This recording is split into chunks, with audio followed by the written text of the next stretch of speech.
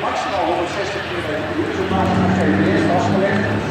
Als je er overheen gaat, dan is het technisch iets van de orde, denk ik.